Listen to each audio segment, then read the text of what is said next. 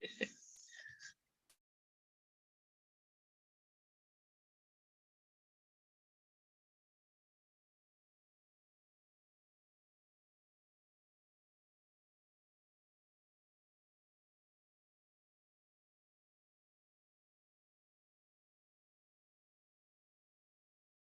everyone, and thank you for tuning in today. Today is Sunday, March 5th. It is 1 p.m. I am Jason Leeser. I am your host for today for the Skill Building Sunday workshop here on the Reinventing the Tattoo Network. If you're just tuning in and just joining us, please go through, tag a friend who loves tattoos. Maybe it's a collector, maybe it's someone trying to be an artist. Just tag someone, help us get the word out a little bit.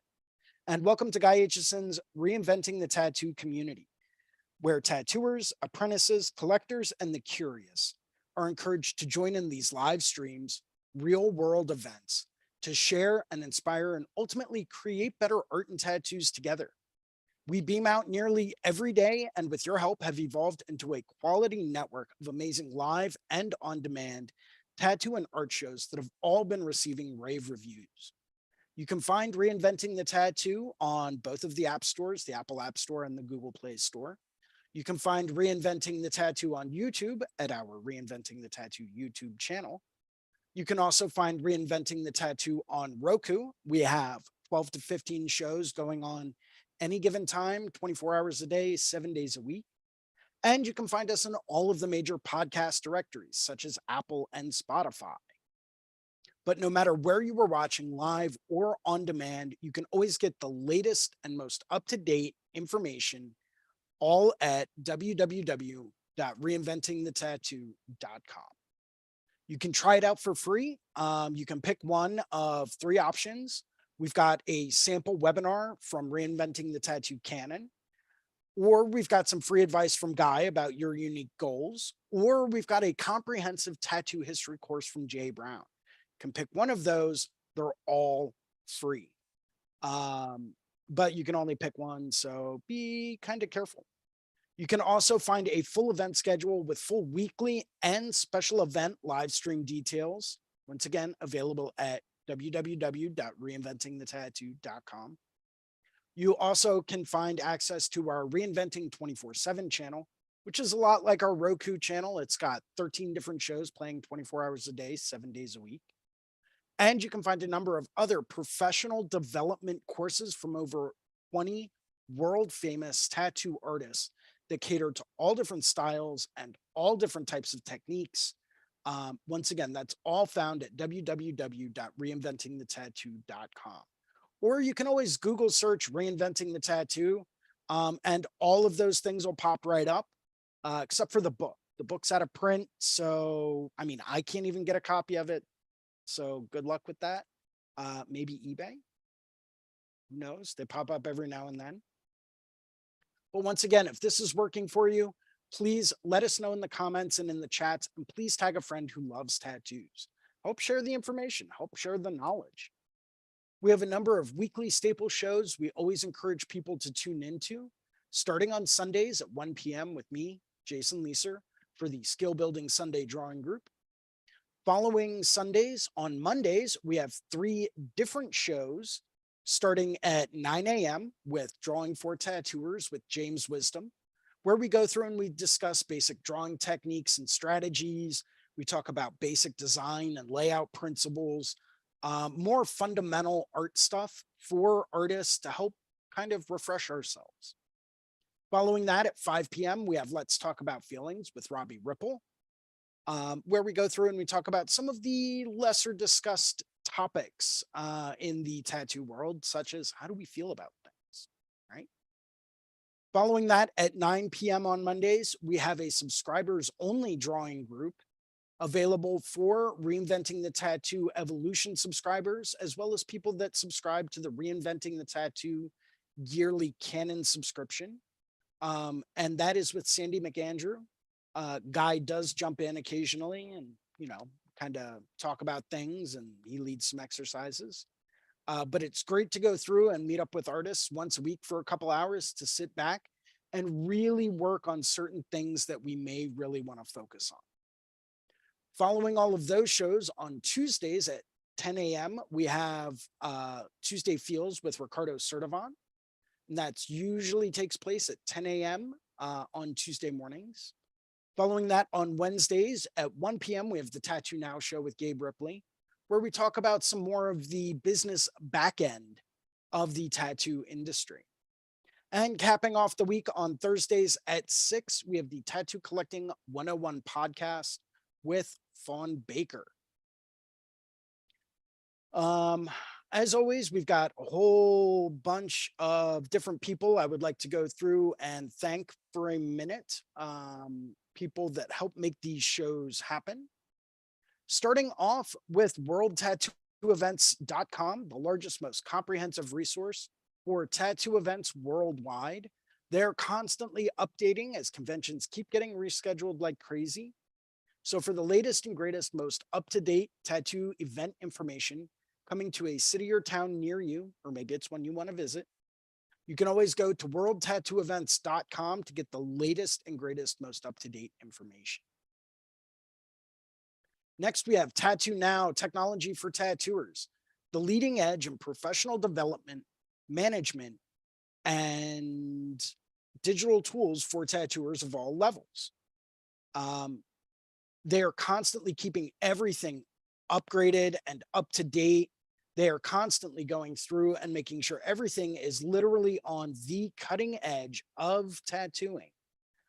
So if you're really trying to find a way to go through and attract those clients that you really want to tattoo, that really want to get the kind of work that you really want to do, tattoonow.com is the resource to go through and help you achieve that. They've got CRM software, they've got mailing list software, they've got scheduling software, they've got literally every type of tattoo digital tool you could ever imagine. So take a look at tattoonow.com. As always, this wouldn't be Reinventing the Tattoo without a very personal and heartfelt thank you to Guy Aitchison at guyaitchison.com.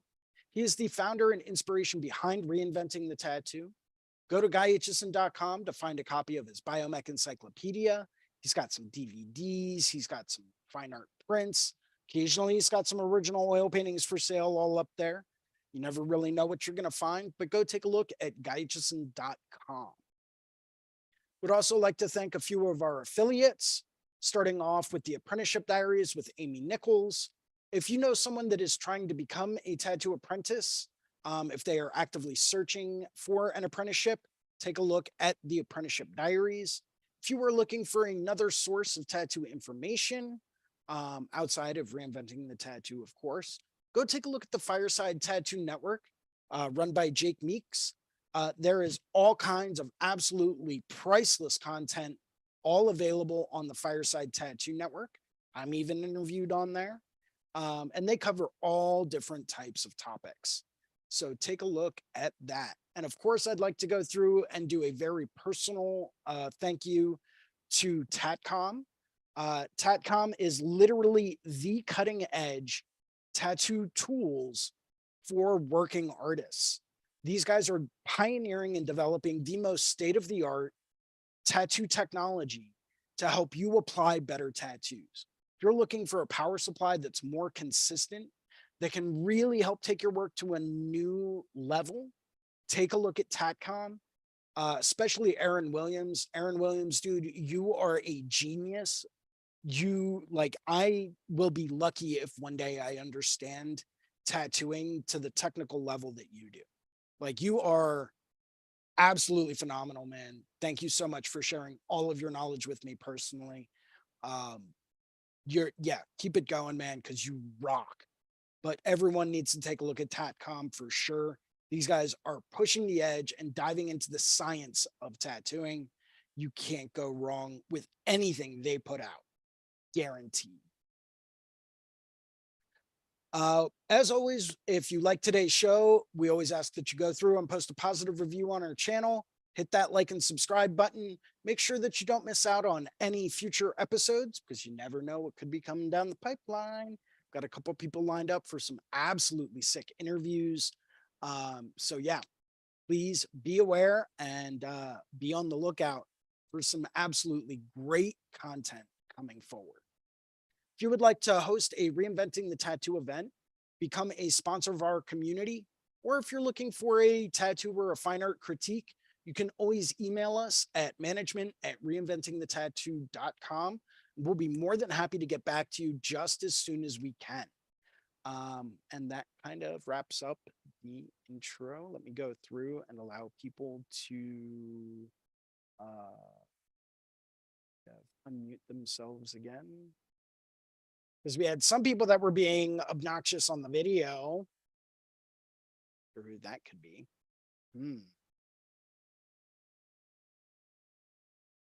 I don't know. If it wasn't spotlighted, nobody else can see.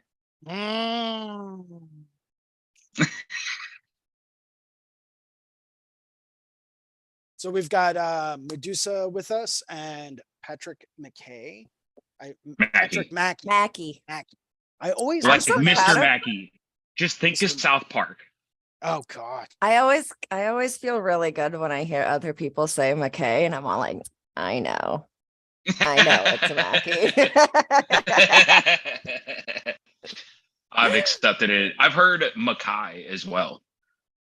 Mackay. It was Mackay. I had this dude. He said Patrick Mackay.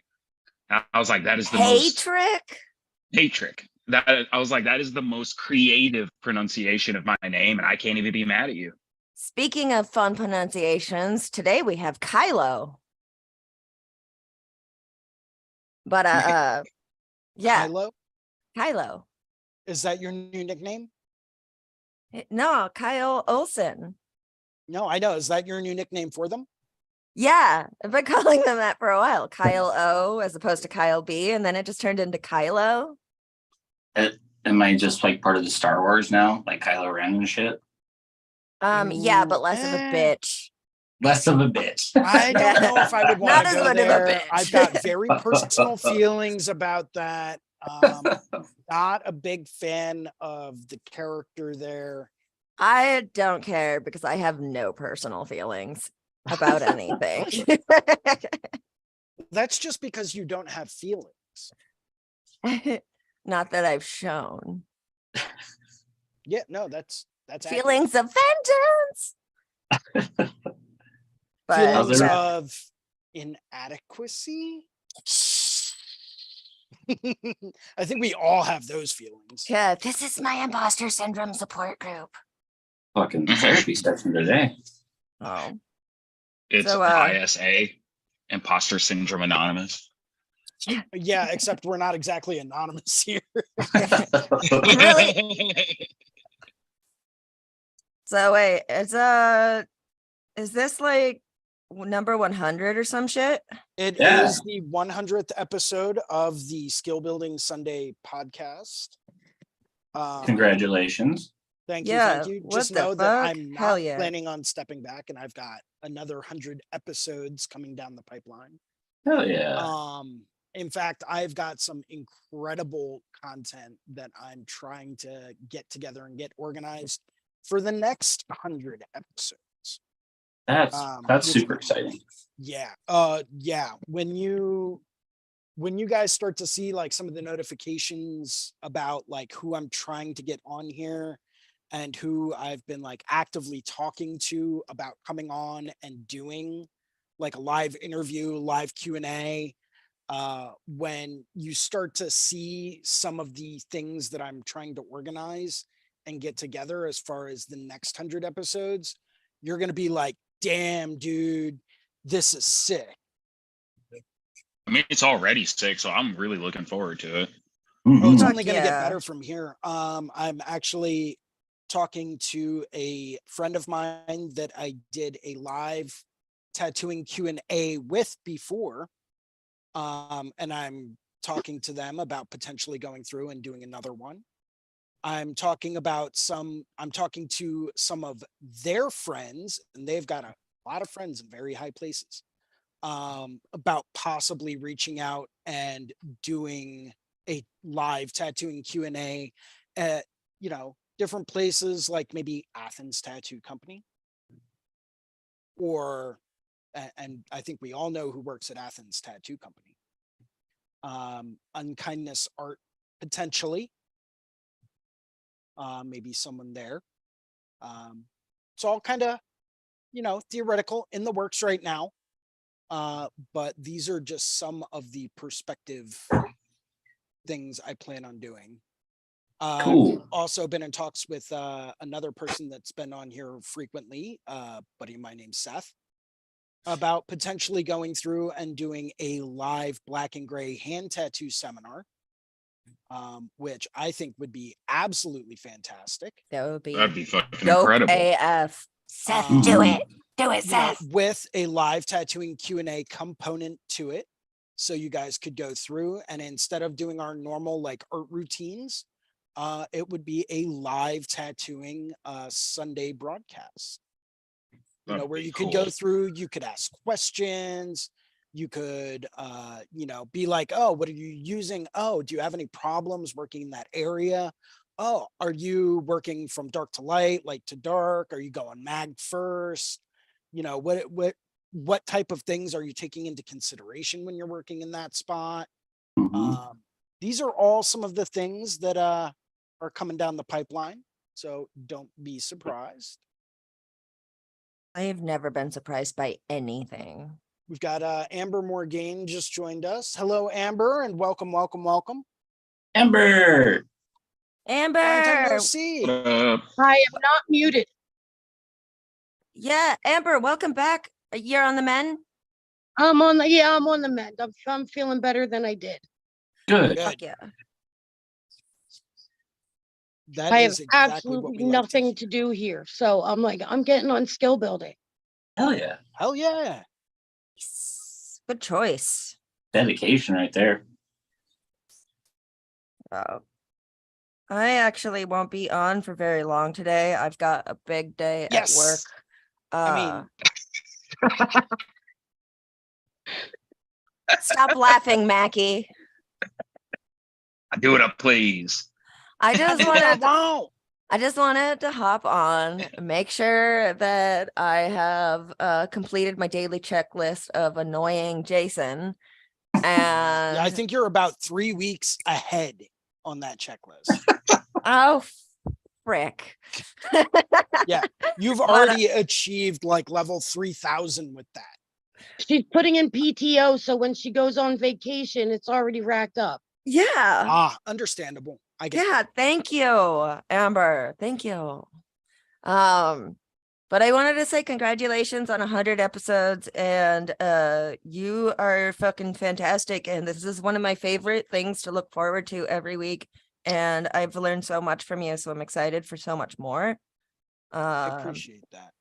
Yeah, You you know, better, bitch. And that's kind of what I wanted to touch on today's episode, is just how thankful I am for everyone that constantly comes in, constantly checks in, and constantly is participating, adding value to everything that we do here. If it wasn't for you guys, and if I was literally left to my own devices every Sunday, and I didn't have anyone else coming in and checking in, and I didn't have anyone else to talk to while I was doing these things, they would not be where they are today. So it has nothing to do with me. If you guys want to thank someone, thank yourselves. Seriously. Because without you guys, this show would not be what it is. And without all the people out there that watch it, this would not be anything that it is. And we would not have gotten to the point that we are at now. So thank you all very much. After today's broadcast, by the way, I am going to put this out there now for people that might be interested or that might have heard a little rumor about something. The painting that I am working on now may or may not be given away to a very special viewer, chosen at random. But I don't have the Google form together just yet. I was supposed to do that this morning, but I woke up with a really severe sinus headache. So I just kind of said, screw that this morning. But I will be posting a link to the Google form. And I'll probably just send the link out to all of you guys on Instagram as well, should you decide to enter. that would be awesome. You do not have to, obviously, but should you decide that you want to enter for a free oil painting that I have spent a long time working on so far, that is how you would go about doing it. That is a gorgeous piece, by the way. Yeah. How big is that? 12 by 24. Holy fuck, is Oh. that a canvas? It's board. Nice. Oh man, somebody's gonna be so fucking lucky to get that. Yeah. That is dope AF. I mean, I my still have a dude. little bit more work to put in on it, but I figure what's better than actually like receiving a painting that you've watched someone work on live, Yeah. you know? To me, it's just got like all kinds of special connotations. Absolutely. Mhm. And if you guys don't like it and you don't want it, that's fine. I'm Be that used to it. Be that way. Hell yeah. But this is a really gorgeous piece you're working on. Are you Mhm. is that just like white and black and a variation of grays, or are you adding color into that? Haven't decided yet. I'm a huge fan of the grisaille process. The grisaille process is where you go through and you start out with a full black and gray underpainting, and then you layer color over top of that. So that is what I intend on doing. If that happens, great. If it doesn't, then that's okay too. I may just keep it black and gray, but I haven't quite decided on that yet. I was considering starting to work with some like burnt umbers, and then cooling down the background a little bit. But once again, I haven't quite decided on that yet. So that may be coming down the pipeline. I'm just not positive.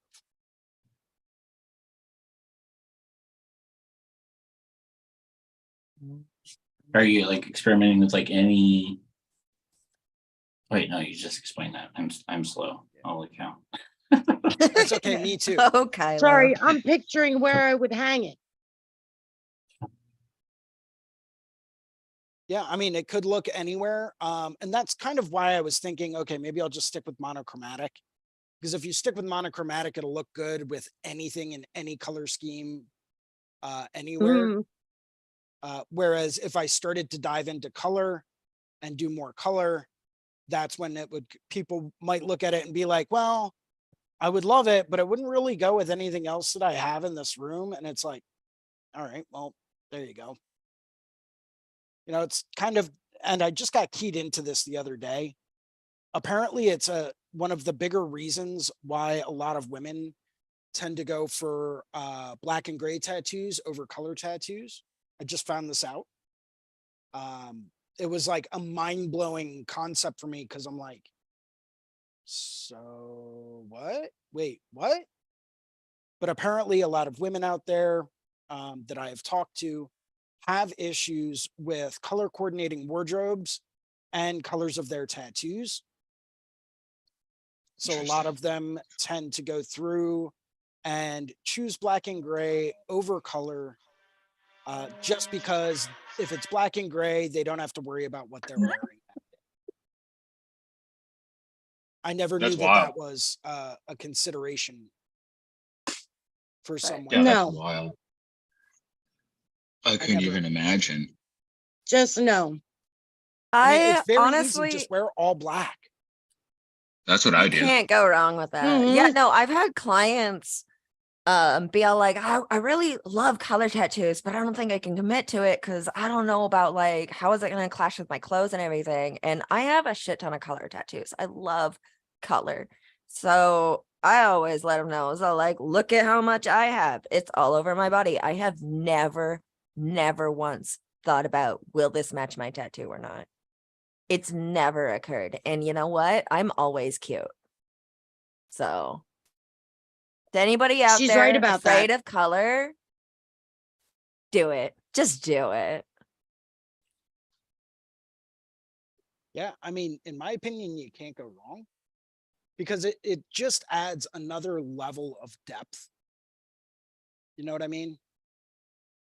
it gives it that there's only so much contrast you can put in with just purely dark and light. There's only so far you can push things. But when you start adding in warms and cools, now you're talking like a whole new spectrum as well.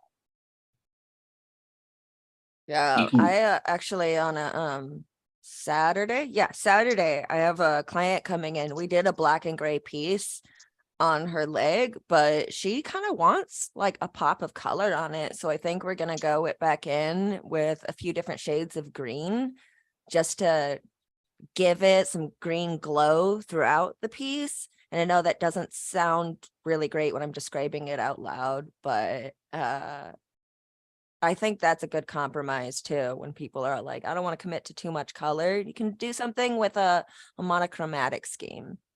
Yeah, you with can like build a off of color a- accent. Yeah, that you can build off of black and gray tattoo, which I think is a much better idea than the whole let's do half color, half black and gray, which sometimes works out, but in my opinion, Sometimes more doesn't. often than not, yeah, it just looks like an unfinished tattoo. Yeah, I love it when people are like, oh, well, I want to keep this arm all black and gray. And then for this arm, I want to do all color. I And thought it's I was gonna like- do that. It's like, if you're dead set on it, okay, but it's not going to look finished.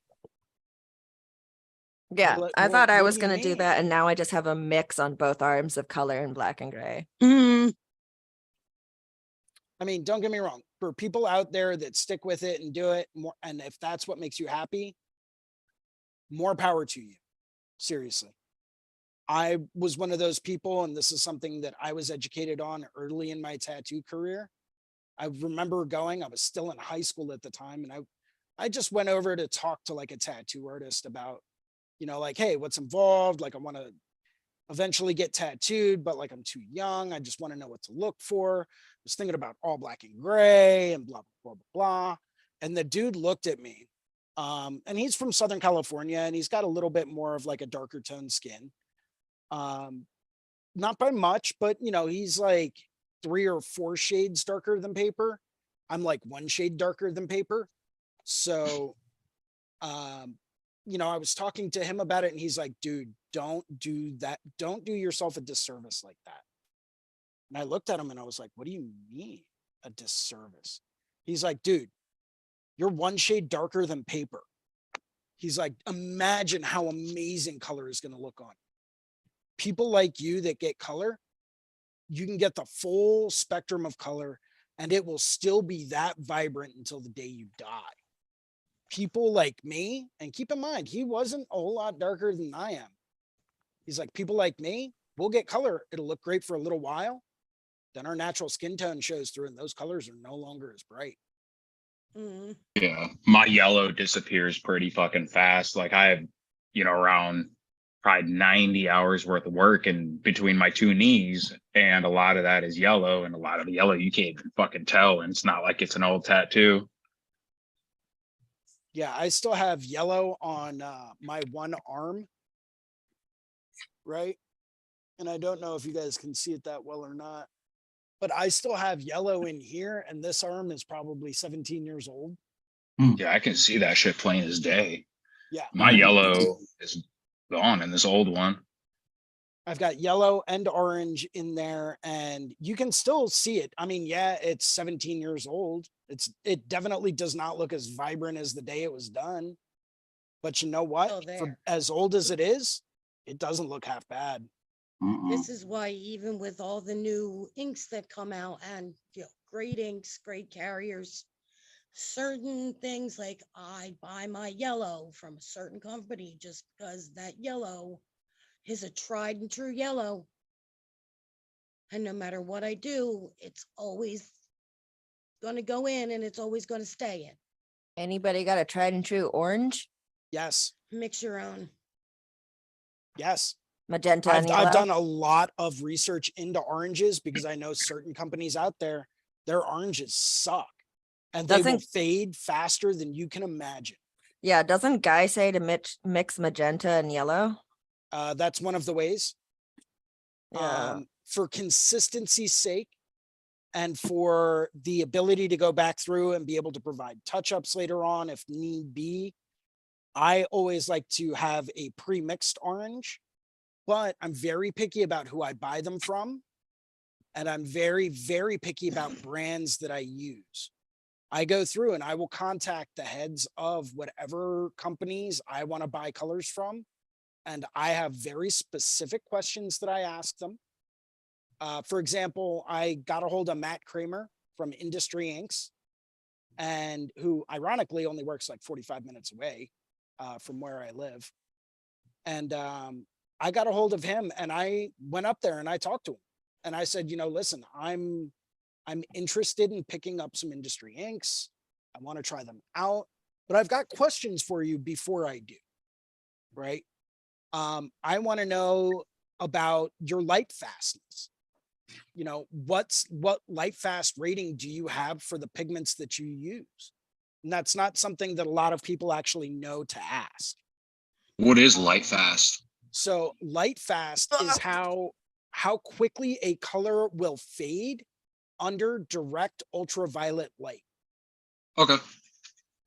Right? Certain paints are not light fast. A lot of watercolors that you buy are not light fast. They require some type of a sealant or a coating to help boost its ultraviolet reactivity. Certain colors out there are light fast, and you can look up and you can pick up any tube of paint out there, and on any given tube of paint anywhere, it will have a light fast rating. And it's so on, this is Gamblin Artist Oil, right on the back, it's got a couple of different like languages and things like that with the ingredients, right? And then all the way at the bottom, it says light fast 1, which means it's light fast to the max. Different ones, like this is Lucas. And the light fast is located.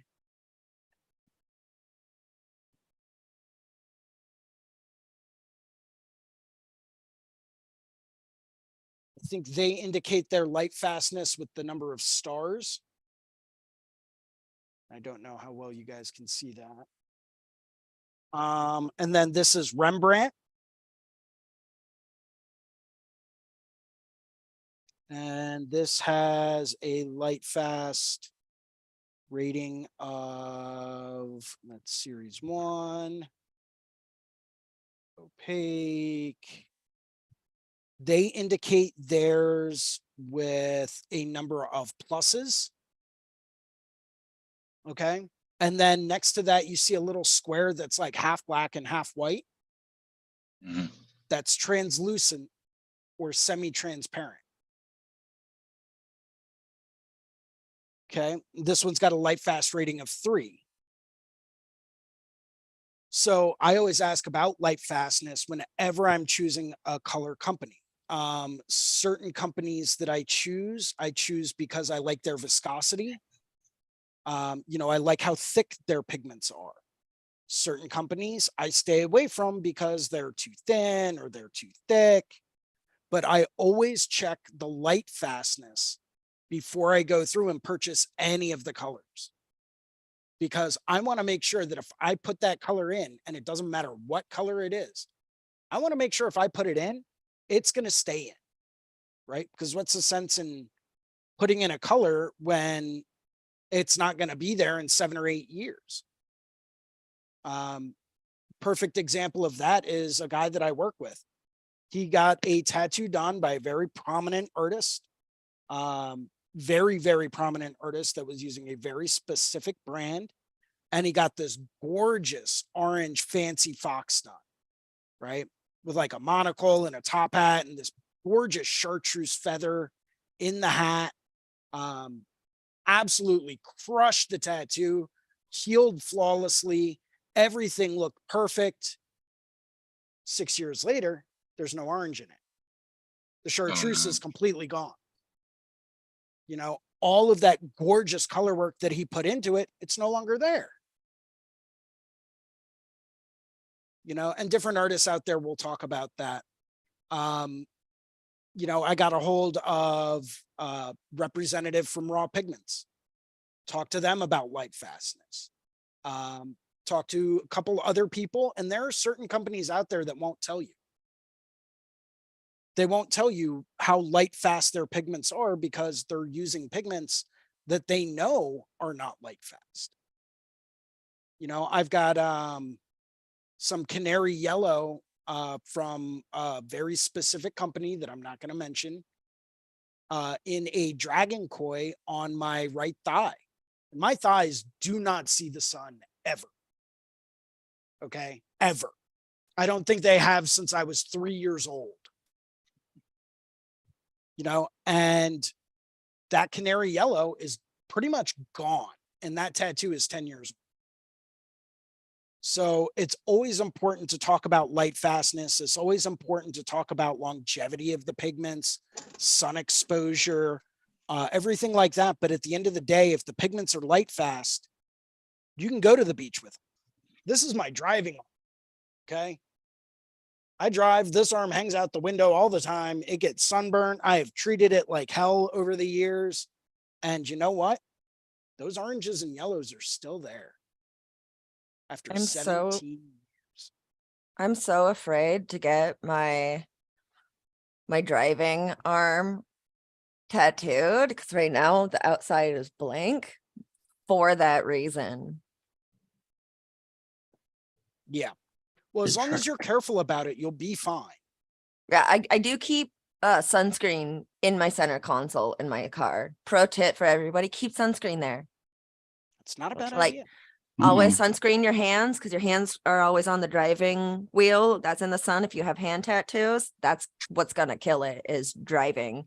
And keep your arms done. Like, even if you're just gonna be in the car all day going on a road trip or whatever, if you have tattoos, keep sunscreen in your car so you can like make sure that your hands and your arms are always treated. But sorry for my interjecting my dumb advice. I'm gonna go now. Yeah. Yeah.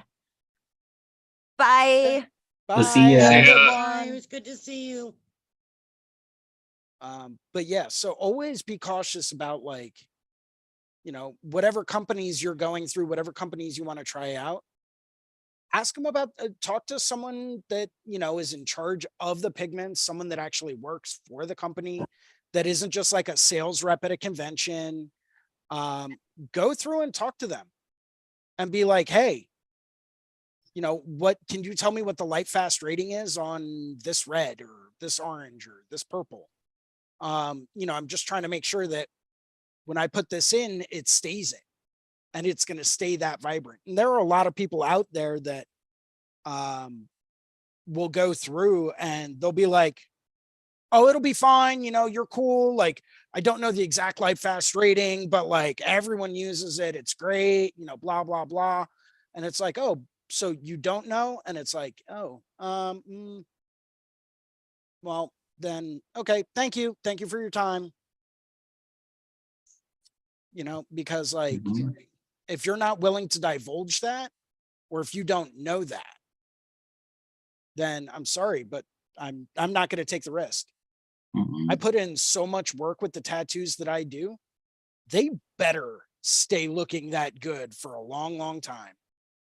And if they don't, I'm going to be really pissed. I totally agree. By the way, light fast ratings on most base pigments for tattoo pigments are usually rated on a scale of 1 to 8. 8 being the highest light fast rating you can achieve, 1 being the lowest light fast rating you can achieve. So if anyone out there does reach out to a company and they do want to know, like, hey, what should I be looking for as far as the light fast of these tattoo pigments? It should be rated on a scale of 1 to 8. And you always want to try to go for the highest rated number possible. If it's anything below 3, don't even bother with it.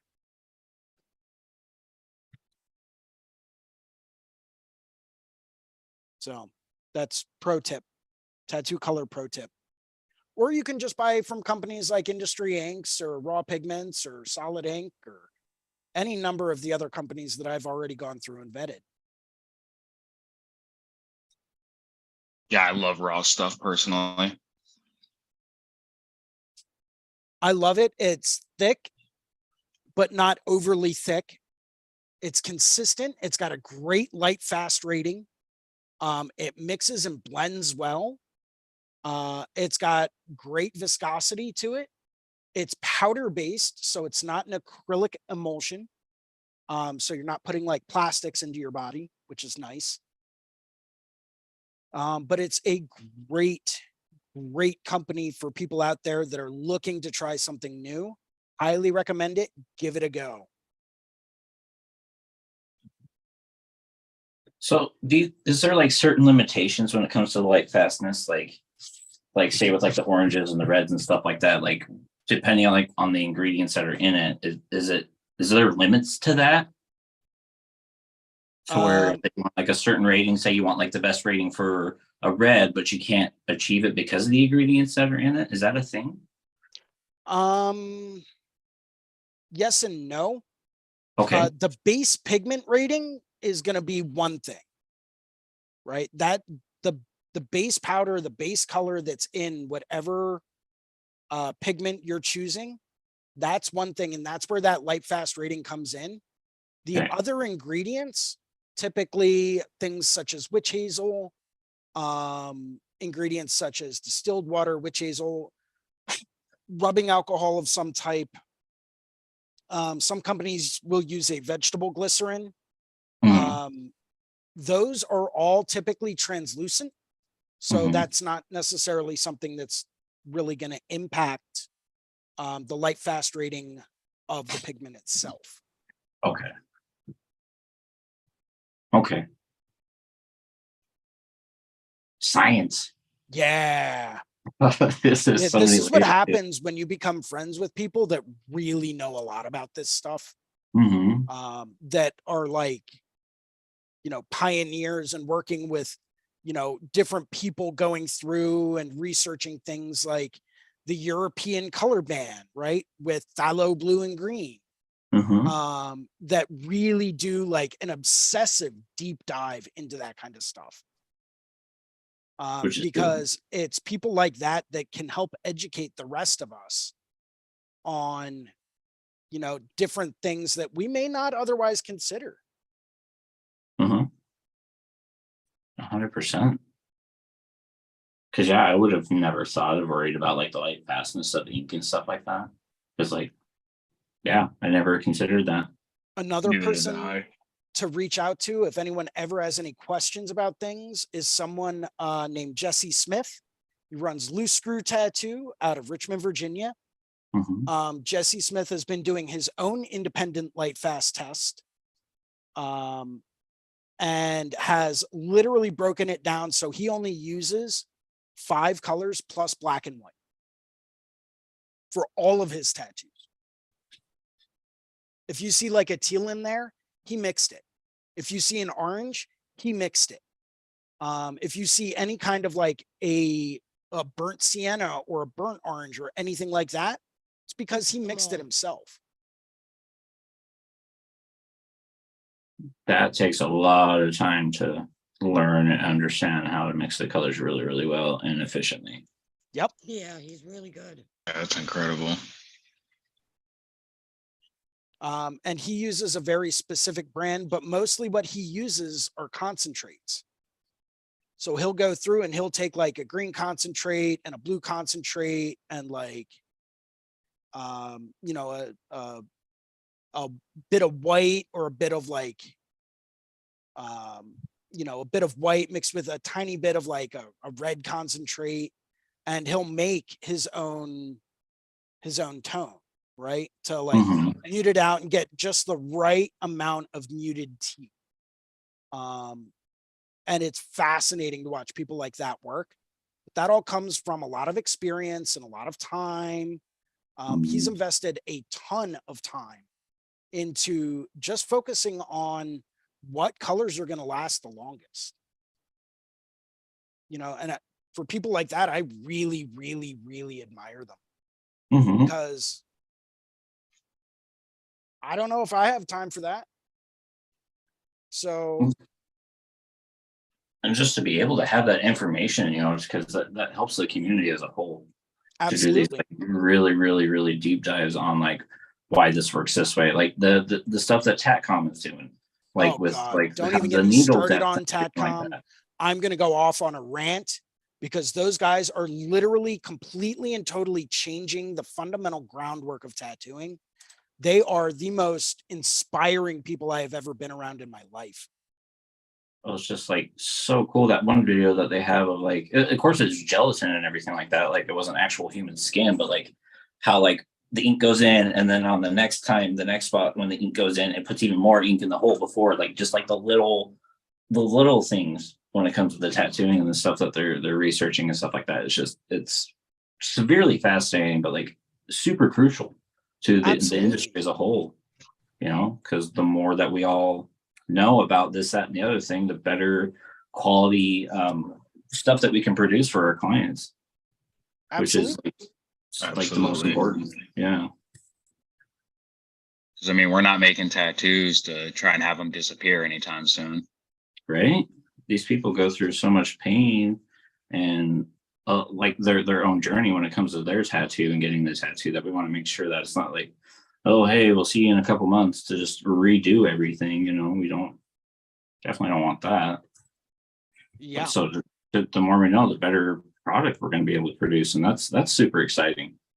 Well, and I think it's interesting because we're just now reaching the point in time where like tattooing has hit such a level that we're starting to really investigate this kind of stuff.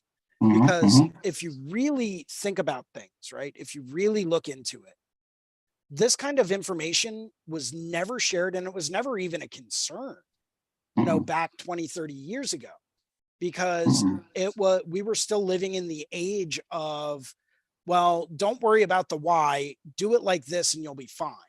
And that's the way most people were taught. And it was, do what I say and you'll be fine and everything will turn out fine. And if it needs a little touch up 30 years down the road, charge them for it. Right. Yeah. Yeah. That's just kind of the way that things were. And, it still is to an extent in this day and age. I mean, obviously, if any of the tattoos I do need a touch up 30 years down the road, come on in. I'm charging you for it. But like, yeah, obviously I'll touch it up. But that was just the way that things were. Nowadays, we want to do tattoos that are time tested, built to last, literally no issues, no hassle, no fuss. It's going to look just that way, minus obviously some skin manipulation, a little bit of distortion over the years and things like that. But that's the kind of stuff that we're attempting to do in this day and age. Whereas before it was get them in, get them out, get it done and move the fuck on. That was their entire philosophy, and it's sad, but it's the absolute honest to God's truth. They didn't really care. And but it also brings up a good point, because I was talking to a friend of mine not too long ago about like, oh, these microrealism tattoos, and are they really going to last? And, okay, well, they're not going to look that good, in 8 to 10 months. Why would anyone want to go through that kind of a thing in 8 to 10 months or 2 years or whatever? And, I just remember talking to them and having them turn around and say, yeah, but what's your point? Because with all of the permanent cosmetics that are out there in this day and age that have to be redone every 2 years, every 18 months, women are willing to go back through and get their eyebrows done every 18 months.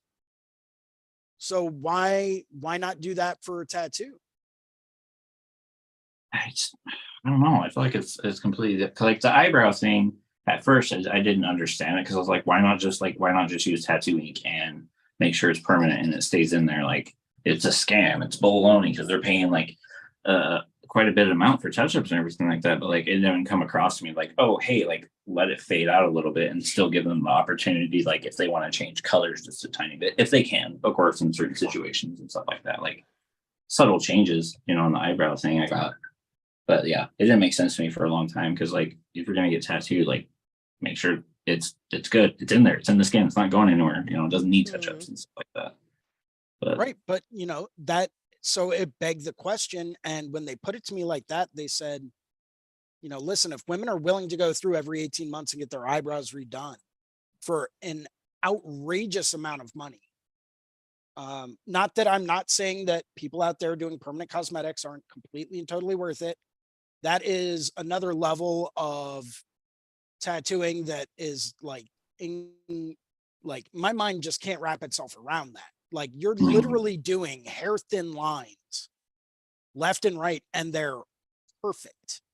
Right. And I'm not talking about microblading, because microblading is essentially just like, basically chopping up your skin and then smearing pigment in it. Yeah, Cool. that's very different. It's a very different process. And honestly, you get way better results if you get people out there doing actual like PMU tattoos. But, it's like, the thought never occurred to me that women were willing to go through and get that kind of stuff redone.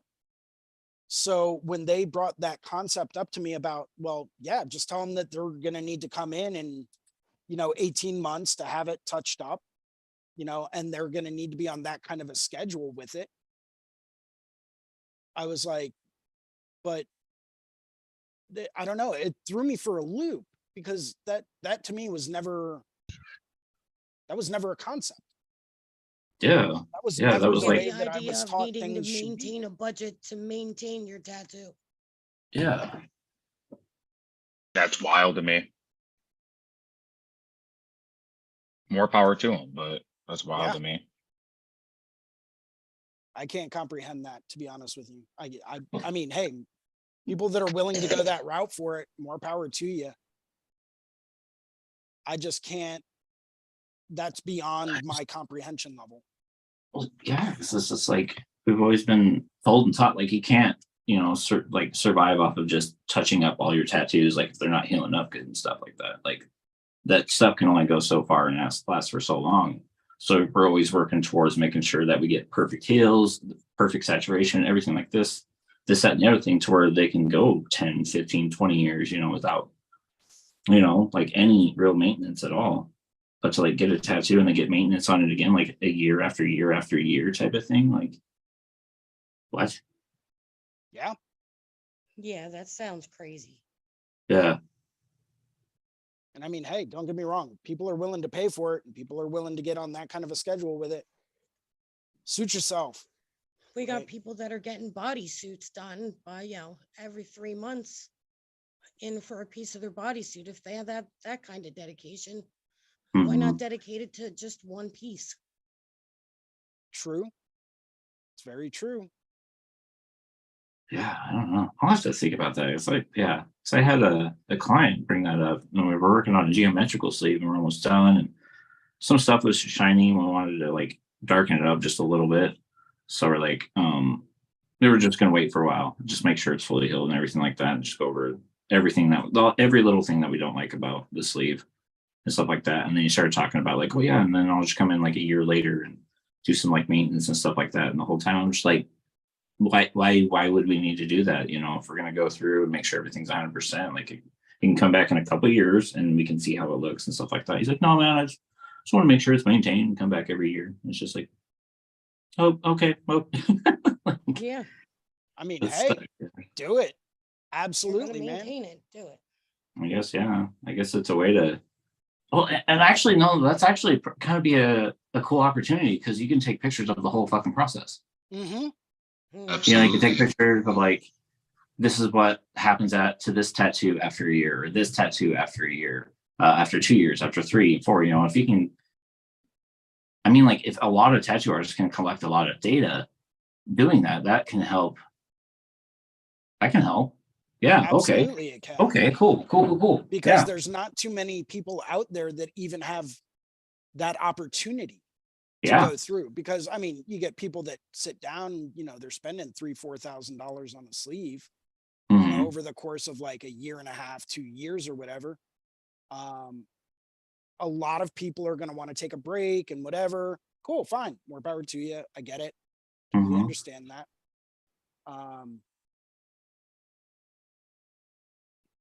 But it's like having the opportunity to turn around and be like, okay, cool. Let's take a look at it after this length of time. Let's take a look at it Mhm. after this length of time. And if you can collect that kind of data on it for say 10 years, right?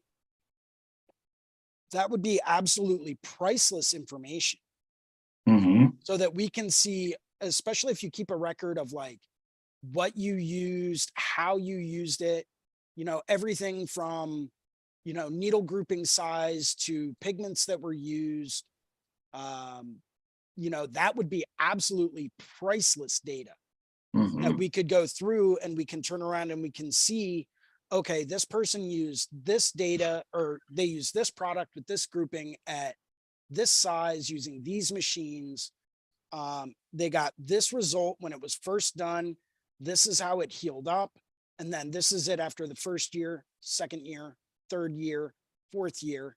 And you can watch that kind of a progression over time. It takes a Mhm. lot of dedication to sit back and do something like that. But Oh yeah. that would be so absolutely 100% valuable. Yeah. That that's data that I don't think anyone out there actually has as of right now. So by all means, if you'd be willing to do that, do it. Oh fuck yeah! If I have the opportunity, hell yeah. You know, Yeah. obviously If he keeps living. Sorry. I was going to say, obviously, if obviously we want to do it right the first time, get it in, get it done, move on, and make sure that it's time tested, right? We want to Mhm. make sure that everything is still being done in the right way. But at the same time, if you have that kind of an opportunity, man, do it. Yeah. Fucking hop on that shit. You know, to be able to see like how much this person's tattoo spread over time just a little bit compared to this person's tattoo spread over a little bit, and like to try to really understand the spread. I don't know what else to call it, but yeah, just little tiny little details that you can learn over that shit. So yeah, I'll have a talk with him and see if he's down for something like that. Yeah, he could literally be like patient zero of like the latest tattoo technology, right? The latest tattoo statistics and metrics. 100%. That would be, I mean, I wish I had artists reaching out to me year after year like that to be like, hey, let me get some really good pictures of that. Like, you know, we'll meet up at, you know, whatever, a show or convention, or, you know, maybe I'll take a quick trip out or something like that. And, you know, maybe if you want to get another piece done, we could do that. Cool. Hmm. Hell yeah, man. You know, but then we can document that. I'd love it if like, you know, my artist followed up with me like that. I think that would Yeah, just be, that would be wild. yeah. Shit, I never thought of it that way. Yeah, and then we can just kind of see what else we can learn with it, you know, because that's just gonna Absolutely. spark new ideas and shit. Absolutely, man. You could be like tattoo data collector 101. The mad scientist of tattoos. No, no, that's Aaron Williams. Yeah, 100%. He is the mad scientist. Yeah. Huh. But you know, it's always interesting to see, like I just ran into a friend of mine last night. I started I was actually tattooing his nephew who just turned 18. We did this rad snake on his upper arm. But I got to see his tattoos after 15 years. You know, some of the first ones I ever did, see how those settled in, see how they healed down. And it was enlightening, to say the least, you know, just to see what they looked like after such a period of time. You know, so was there anything that really stood out to you when you were checking that stuff out? there were a few things, such as like line spacing and how that's really kind of merged together over the Mhm. years. How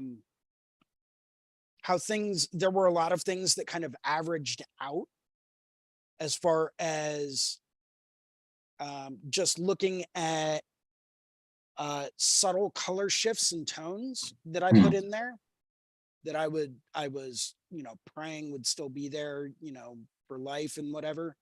Yeah. Thinking I knew what I was talking about at the time, and then coming to find out, you know, through experience that maybe that wasn't exactly accurate. Trial and error But sometimes, man.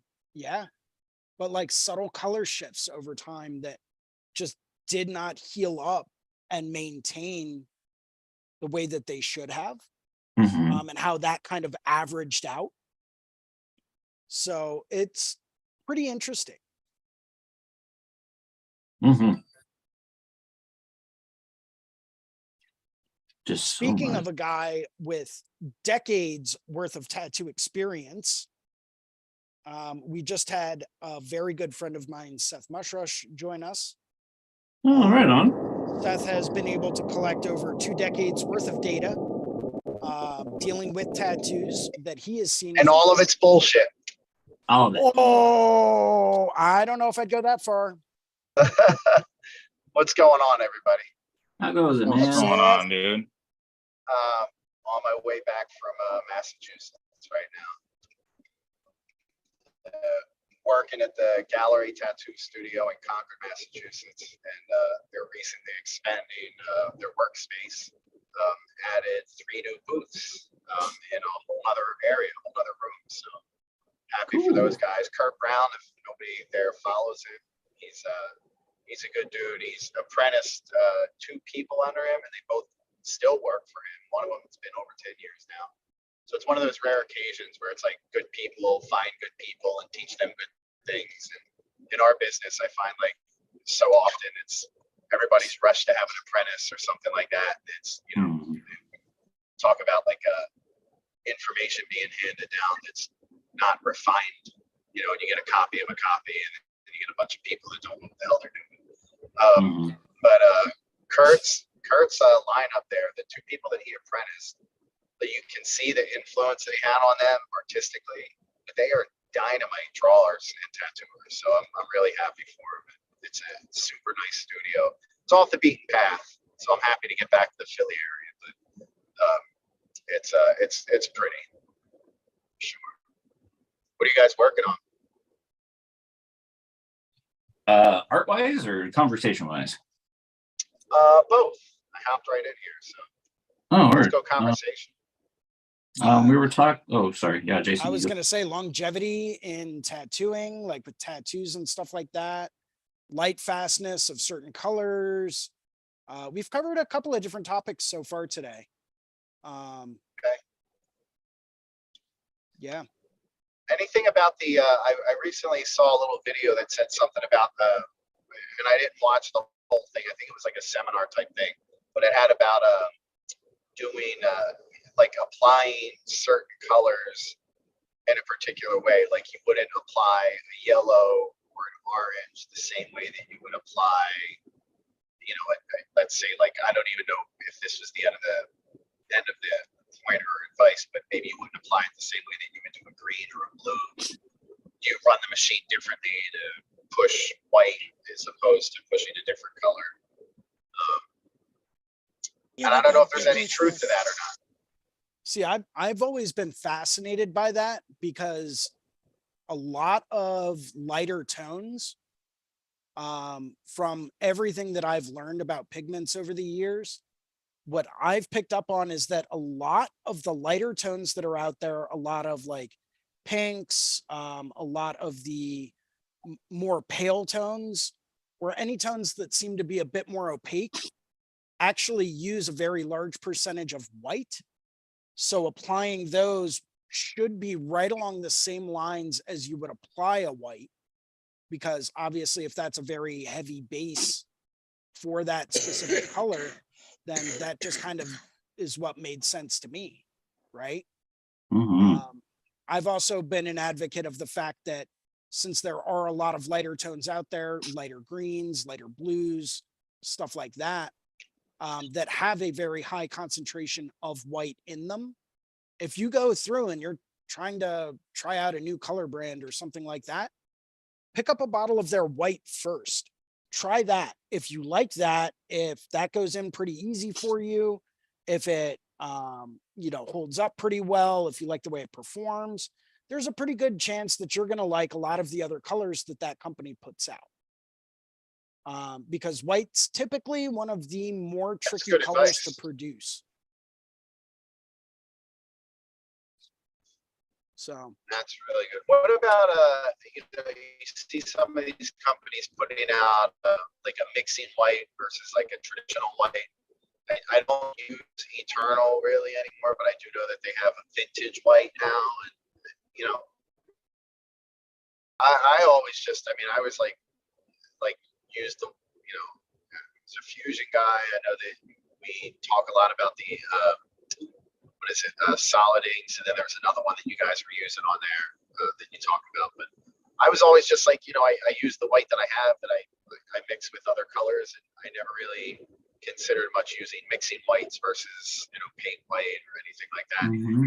What I tend to do sometimes with black and gray work, what I'll tend to do is when it comes time for the highlights at the end, I will have a cup of straight white, and then I'll do like a cup where I'll put maybe 10 or 11 drops of white in there, and then fill the rest with some witch hazel, and mix that up so that way I can kind of brush white in, so I'm not getting as an opaque, strong or acidic value, where it's real punchy.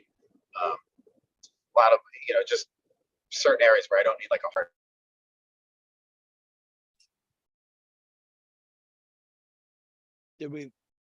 I think we just lost your audio, Seth. Oh, sorry. Have you guys had any experience with that stuff? I do that all the time. Only for the last session though. There was a guy that I watched his seminar DVD or his seminar video. He's very big in Europe. I forget his name off the top of my head, but he actually does that more so to increase the full total value range in his black and gray tattoos. He'll go through, and not only will he do like the whole tattoo with differing levels of black and gray wash and stuff like that, but he'll go back through in the end and he'll do exactly the same thing he did with black and gray, but he'll do it using white tones. So he can get the full value range of pure white down to a washed out white, right? So it creates more of a full value range. Otherwise, we're just looking at a 0 to 50% of like solid black to like nothing, and then pure white at the end. That's interesting. That's a lot like using charcoal on toned paper. Yeah. And I mean, you think about it, the canvas already has that value in it. The skin already has the value in it that we're, applying the ink on top of. So that's interesting, man. I might give that a try. Yeah, I forget his name. I think I still have his video on here. I might be able to pull it up real quick. That skull's looking pretty dope, man. Yeah, it's getting there. We're getting there.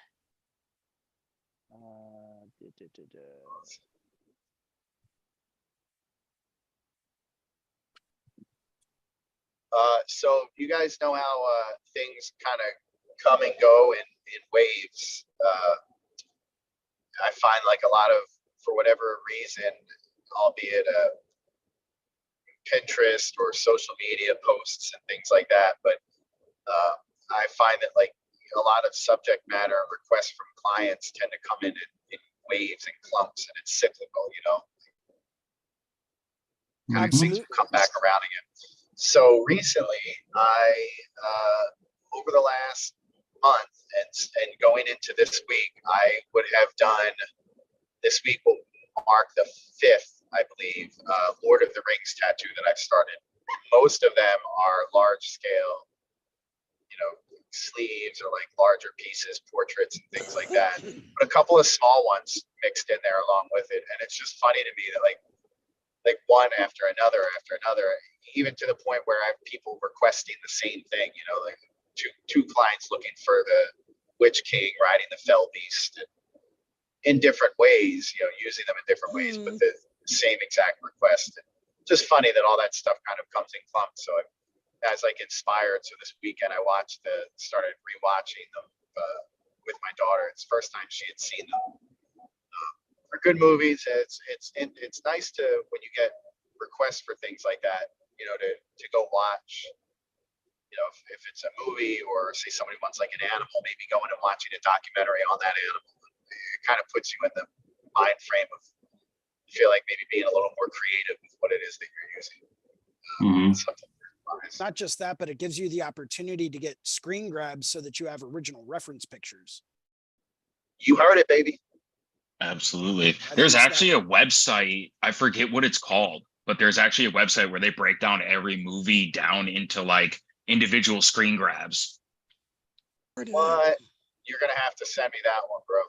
Yeah, let me find that. I And I am will forever send that Google over. searching, and I am forever searching for that stuff. The artist, Yeah. by the way, that I was talking about that did the whitewash after the fact, and you can find his video on tattoosoul.de is Tommy Lee Wedner. Okay. So for anyone that's interested in that, he does a great seminar, start to finish, on freehand or automatic tattooing, where he goes in and he might do a couple of little sketches at first with like a marker or something like that. And then he just starts tattooing and just sees what comes out, you know? Love that. Love carving it out of the body and the space. You can lay that stuff down on paper all day long, but it's never going to fit the same way as it would when you just find it organically like that. Which I'm all about that. I am. So long as the artist that is working on me, if that's the direction they decide to go, I'm all about it, as long as they are not like me, because I am very slow at drawing, you know, and I go back through and I double check and second guess myself all the time. So for me, Sure. I'm not a big fan of that, just because I feel like I need to charge them for the time it takes me to draw that stuff on. Otherwise, I'm sitting there and I'm drawing on them for hours at a go. And that's time I could be spending tattooing. Right. Well, that's why I charge $5,000 an hour, baby. That's why I'm in this game. Only for Damn the money. right. Damn right. Look at you pulling a Steve Butcher card. No, I find that I think it comes down to subject matter, though. You know what I mean? Like, you know, if I'm doing a dragon, you know, I might lay out the head of the dragon or something like that. A little bit of the elements of the background, but oftentimes, you know, especially if I'm going over a body part where I'm wrapping something around or getting into an odd area, you know, it's not just like a huge panel like the ribs or a thigh or something like that. I leave things open to interpretation. You know, I kind of know the flow that I want it to go, but you know, much like you've seen Guy do, you know, where he's laying things out with marker, he has a trajectory, and I think that's what's important is you have to have a trajectory. You don't necessarily have to have an exact landing spot, but you have to know the language, know what you're using, and know what you're playing with, and then have a clear way to get to where you think you want it to be. And along the way, you know, if you end up taking a detour to add some detail to a spot that you didn't see before, that's what I mean by, like, you know, finding it organically. You know, like you might find a spot like, oh, shit, you know, like this'll work out a lot better if I you know, turn it this way. So, you know, you make your adjustments and things like that. Whereas, you know, you lay a strict stencil down that's, you know, soup to nuts already done on a flat 2-dimensional surface, you're already committed to a lot of that stuff. So you gotta, you know, I think when doing that process, right? That's not to say I don't use stencils, soup to nuts like that, but sometimes finding things organically can be fun. You know, if you have a client that's willing to trust you, somebody that doesn't have a time frame that they're working in, you know, have that time afforded to you. Very enlightening. See, I'm always a very opposite kind of person. I always like to go through and have like my stencil be as not necessarily as accurate, but I like to have it almost as complete as it potentially could be before I ever lay into skin, just so that that way it takes all the guesswork out of it and I can just sit back and focus on applying the tattoo. Try to do as much problem solving up front as possible so that it takes a lot of stressor out of my life, a lot of stressor out of like, I no longer have to figure out like light source or textures or like what part, oh wait, is this scale like accurate? Is this, you know, oh wait, no, this scale connects over here and this one disappears back over here. You know, it takes a lot of the guesswork out of it, in my opinion. But that's just the way that I prefer to work. And everyone's a little bit different. Yeah, there's value in that for sure. I mean, you know, having a plan laid out, you know, that's I enjoy with the portraits, you know, having all of the equations laid out in front of me so that I know which direction I'm moving, you know, from surface to surface and how the shading's going to go. You know, having all that information dialed in ahead of time definitely, you know, helps streamline that process. Speaking so there's, of which, there's values in both.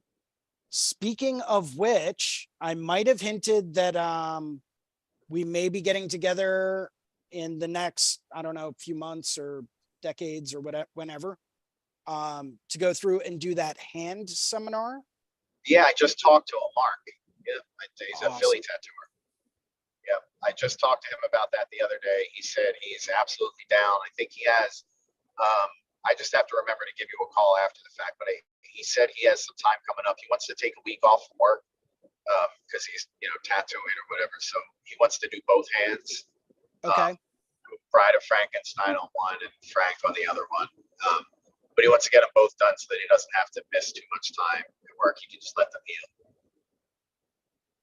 So I will definitely let you know when I line that up. You said Sundays work really well for you, and I'm good every other weekend on Sundays. Awesome. That's what I like to hear. Yeah, so we can do that for sure. And, you know, a hand tattoo, a portrait, like I'm probably at like somewhere between 3 to 4 hours max, you know, to bang one of those out. So, that's nothing, dude. Yeah. So I'd be sitting down for like 12 hours being like, I think I got it. Well, you know, it's funny where you were talking about like having a plan with it, man. When it comes to things like that, like if I'm doing the back of someone's thigh or I'm doing a hand or a foot or a neck, those are the situations where it's like, all right, I've gone through this tattoo. It's like a major league pitcher, right? You go through all 9 innings in your head ahead of time. Like I need to know what I'm doing, how I'm doing it, where everything's going to be, because it's in such a delicate area. And I feel like the second the needle hits the skin, the clock's working against you, right? Not that you have to rush through it, but they're going to hit a boiling point or the skin is just going to get maxed out. And in those high flex areas, you talk about longevity in a tattoo, like that's something you have to consider. How long am I working on this area for? You know, how much do I really have to build this up? Because once that client leaves and that body part starts moving and flexing and, you know, you're getting all that torsion through those areas while it's trying to heal, it can create problems. Yes, it can. I found that out the hard way when I got my hand done in December. You know, awesome tattooer did it. Was a golden opportunity for me. It's someone I've always wanted to get tattooed by. I did not anticipate how long it was going to take for it to heal, like to heal properly. So it was one of those situations where I was sitting back and I was like, man, this is taking forever to heal. Like, I hope I'm not messing it up. Like, what's going on? a lot of it's the area too. Yeah. You have to factor that in. I found that website. It's called fancaps.net. Fancaps.net. I'm sending it to both of you on Instagram. Much appreciated. Awesome.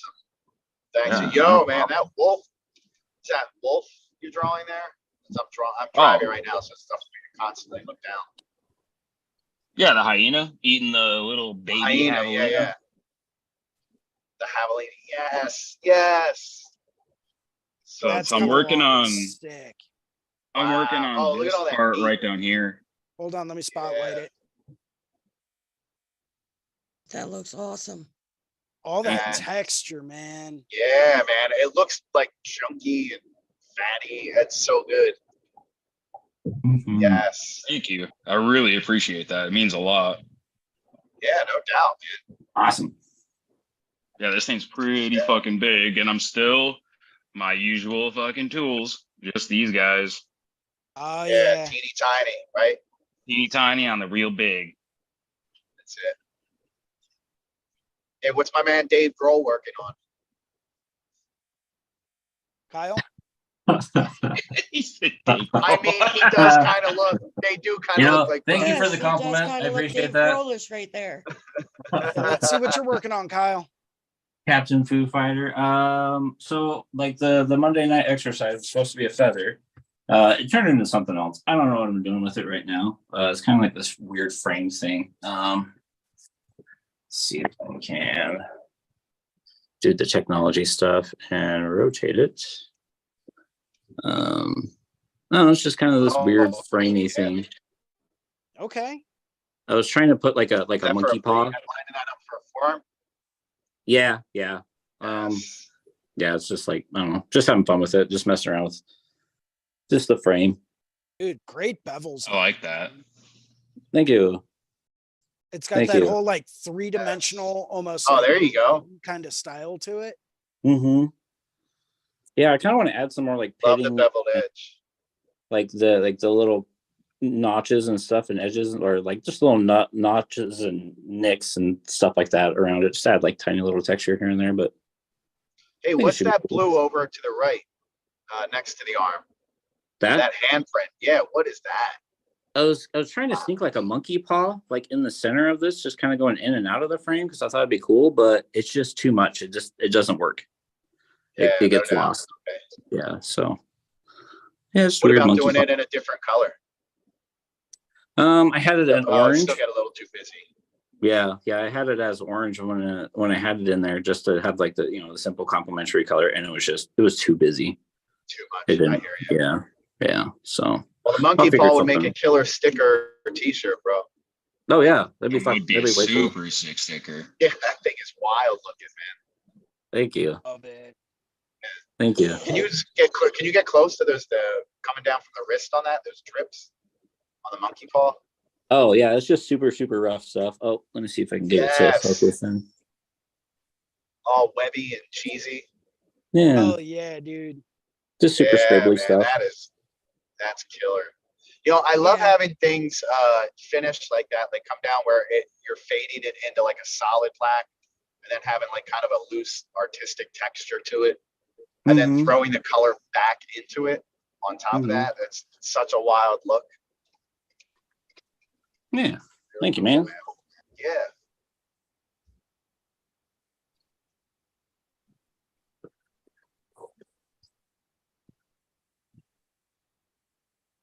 Oh, hey, wrong button.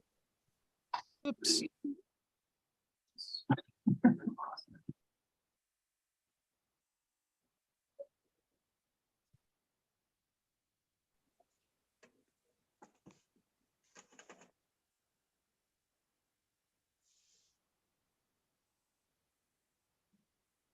So I'm working on getting some of my the studio finished in my apartment down there, and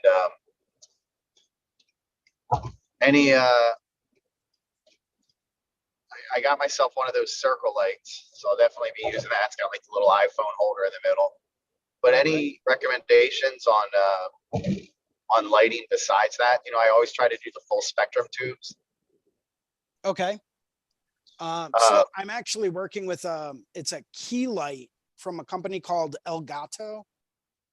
And it's pretty cool. It's got a web app that you can control the color temperature with.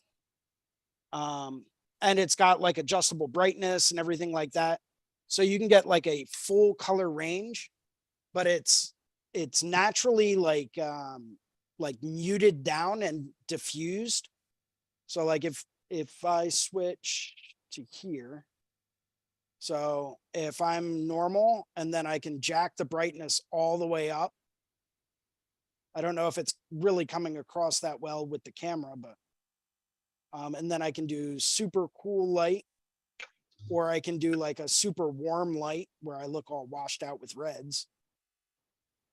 You know, and then you can adjust the brightness that way. I like the first one. You can see all the gin blossoms on your nose. Well earned, well earned.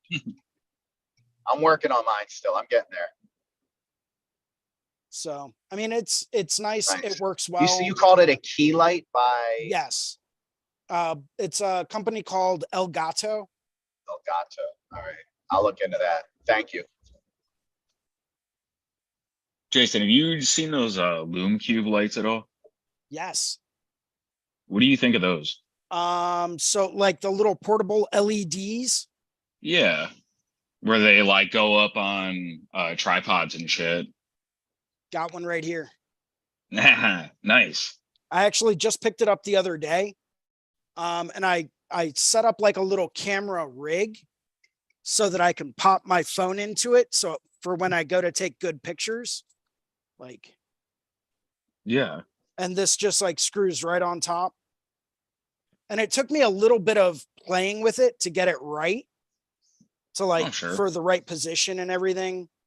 In fact, I'm still kind of playing with it a little bit, but it's pretty epic as far as just situating everything just right. So I would hold it kind of like this, and I'll show you with my phone in it. But I also stuck a piece of polarizing sticky film over top of the light, which does kind of mute the light down a little bit because you're going through polarized, like a polarizing like film. Yeah. But it works a treat for helping to eliminate glare. So Nice. this is essentially how I go through and take photos.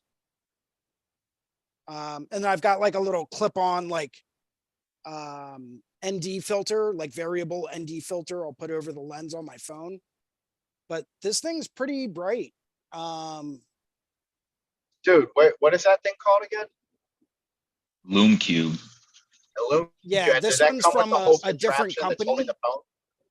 This one's from a different company, but it's got variable brightness and adjustments, variable temperatures, so I can. Did it come with the thing that holds the phone too, the bracket? No, that I bought separately, but I can send everyone links out to this. Yo, to exactly what I picked up for it. But it's great Please. because like the way I have it positioned, it's like a little Steadicam holder on the side, but it's situated over to the side just enough that like the lens, which is here, is unobstructed. So I can like, and anywhere I move it, that light is shining right on top of it. So even if I have that polarizing lens and I come in from an angle, say I'm trying to get like a little video going or something like that, it's always going to have the same kind of filter on the light and the lens. So all of that glare is immediately going to be gone. It's so cool.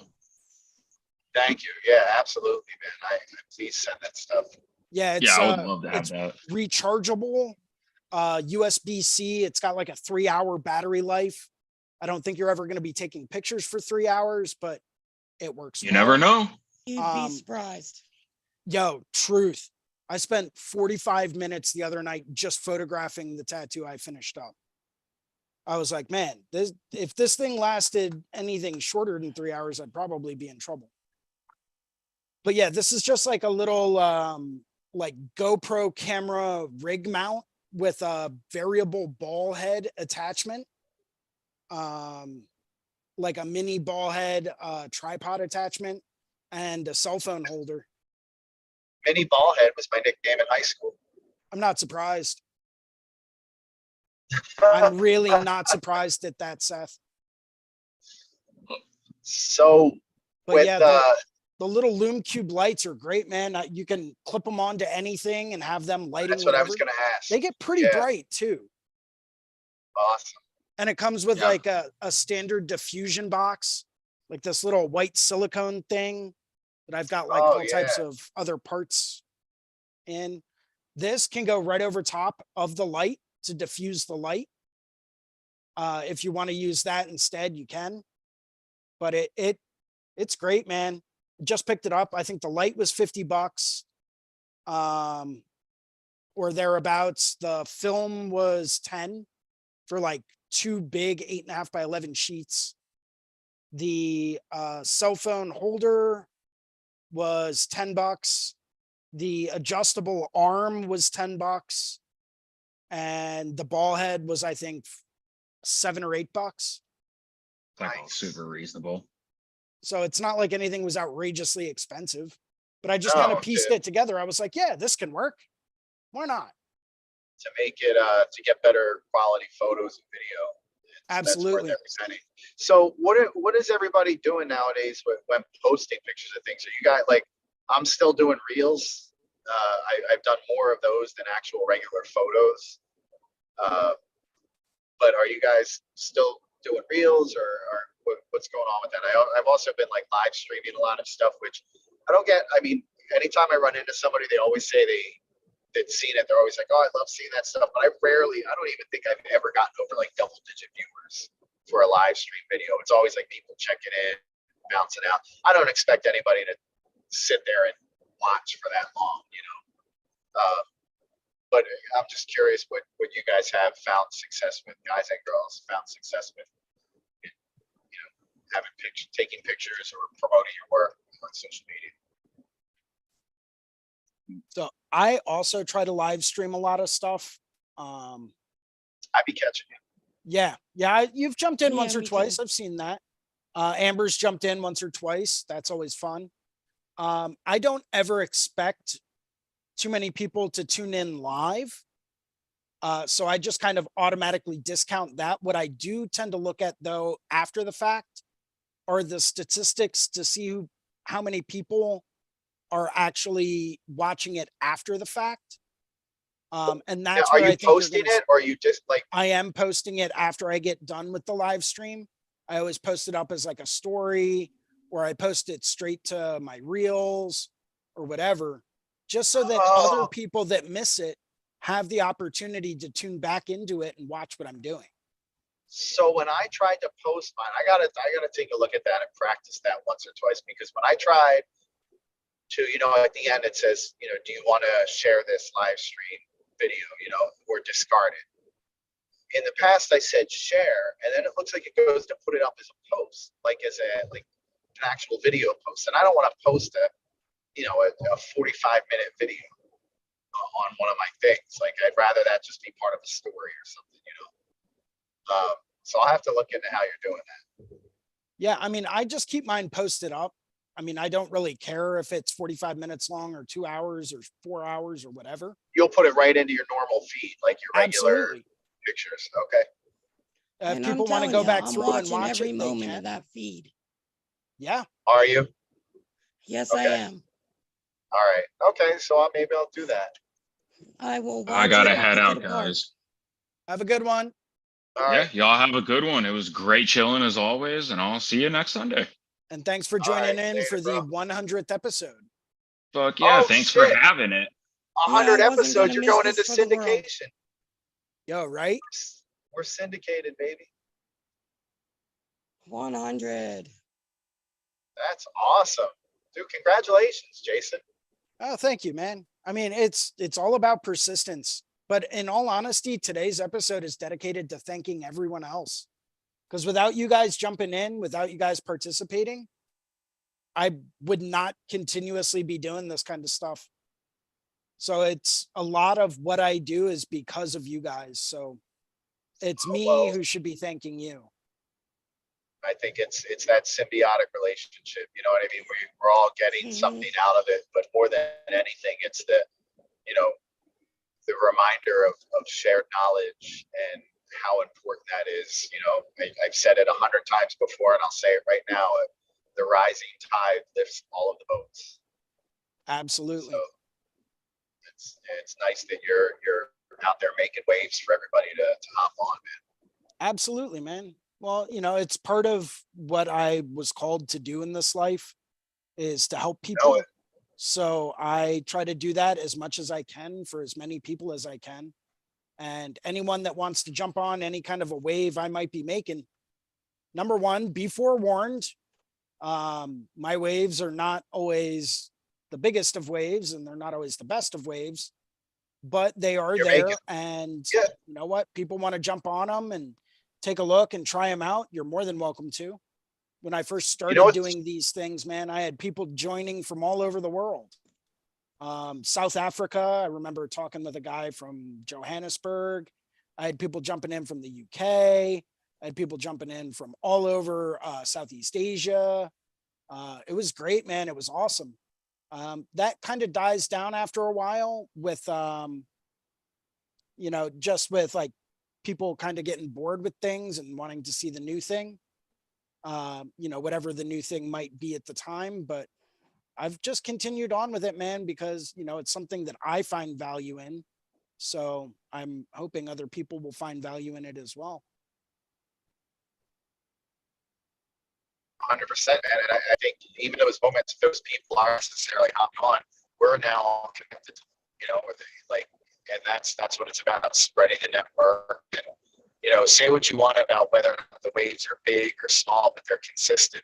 You know, you're consistently out there doing things. So that's the most important thing. You know, people see these, you know, they watch them after the fact, they get viewed on YouTube, they get circulated, you know, and these conversations, you never know what's going to Right. You know, and it's something that, so I listen to like a lot of motivational stuff every morning. And I remember listening to one of my favorite motivational speakers. And they were talking about how, more than half the battle is just showing up, right? When you show up and you make that commitment and you make that decision that even if you don't want to, you show up just to do what you got to do. That's what ultimately counts. Yes, sir. So as long as you continually show up and you continue to do things, that equates to long-term progress. Mhm. Totally agree, bud.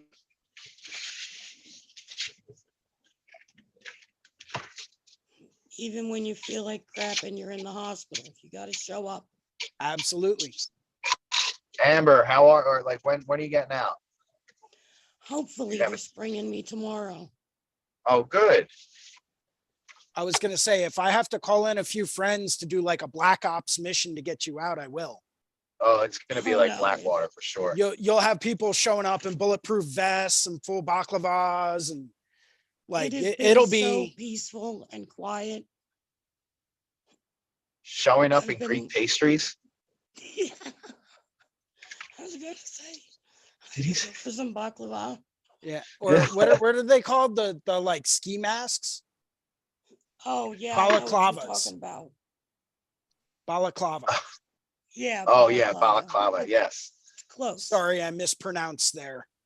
I didn't know. Yeah, they're showing up with pastries and all types of shit. I got news. If they're showing up with pastries, I'm probably not leaving. So good. She hasn't lost her sense of humor at all. Which is No. awesome. Got to entertain the nurses somehow. Nice.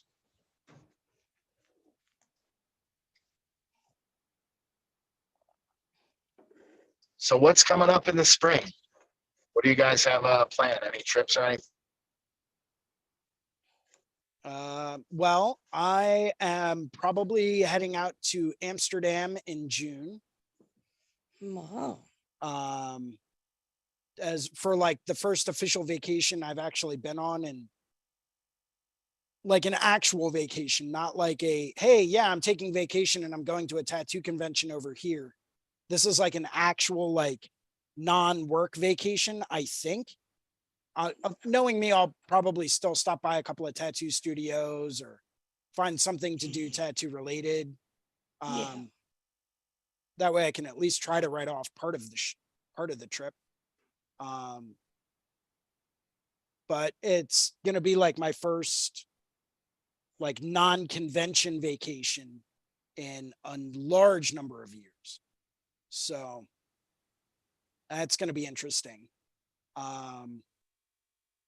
Not really doing much other than that this spring. I was thinking about heading out to Hell City, but I'm probably going to avoid that this year, knowing me and money and, you know, expenses and all that stuff, and wanting to be there, seeing all these artists, and then knowing that they're probably going to have prints with them. I'd probably end up buying more prints, and that is like the last thing I need to do right now. Yeah, I was gonna say, I've seen the collection you have to still hang up. Yeah, exactly. I am getting there though. I am. I just picked up a few new frames from a local thrift shop and got one or Nice. two of them framed the other day. So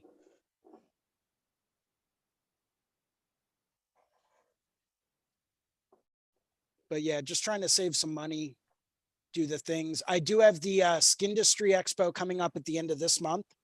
That's always a good one. Dude, that one is one of my favorites. I love Steve. Puts on a great show. He really Tattooers, does, man. it's old school. It's made for, you know, if you're in the business and you love everything about it, it's the spot to go for sure. And I love that it's like a diamond in the rough, you know. He's makes sure that everybody is tattooing all weekend long. Everybody will be busy. You could show up with 0 appointments and just crush. I did last year, and I was very surprised at how well I did. Yeah. And it's great you don't have to leave the spot. Like I do have to say it was a little more it was a lot more fun at the casino, just because of the space that it was in, and it was fun to like kind of walk the casino with everybody. But what he did in having it at the Holiday Inn there is it keeps everybody in the same space. Like, no artists don't spread out at the end of the night. And then you're like, well, maybe I'll run into this guy. Maybe I'll run into that girl. It just, now everybody's there. Nobody leaves. There's not much going on outside of that hotel. But for those 3 days, man, that place is like a tattoo mecca. It is. And I really like it because Steve really focuses on caliber of artist over quantity of artist. You know, he gets some 100%. really fantastic people that come out and work at that show. Oh yeah, bangers. And it's an awesome time. You know, he's not worried about getting, you know, 400 artists or 600 artists that are, you know, like kind of good. He wants like creme de la creme guys, but he wants to keep it very small and very personal. Yeah. And that's what I really respect about that. Yeah, absolutely. If all goes well, I'll hear back from whoever it is that's running the Pagoda City. I know you said that you knew the guy that was running it and whatever. Justin Weatherholtz. Yeah. Justin Weatherholtz. Yeah. So I'm trying to get into that one in August. We'll see if that happens. If it doesn't, whatever. Not a big deal. Well, look, if it doesn't, you know, same thing with Hell City, you know, I mean, this last year has been kind of crazy, but things are, for me, it's starting to settle down a little bit. And, you know, if we're going to plan ahead for a year from now to do Hell City, plan ahead a year from now to do Pagoda City, like get all of our stuff in and get the applications in soon and put the feelers out there to these different people, Derb and Justin. I'm sure, you know, we'll be able to work that out and get out there. And, you know, well, so that's actually something that I was really disappointed about this year.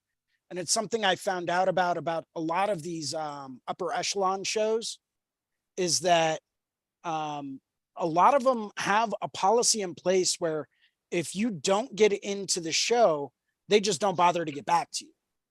I know for a fact that's the way it is at Hell City, where if they don't want you to work at it, or if you're not qualified to work at it, or for some reason, they just don't respond.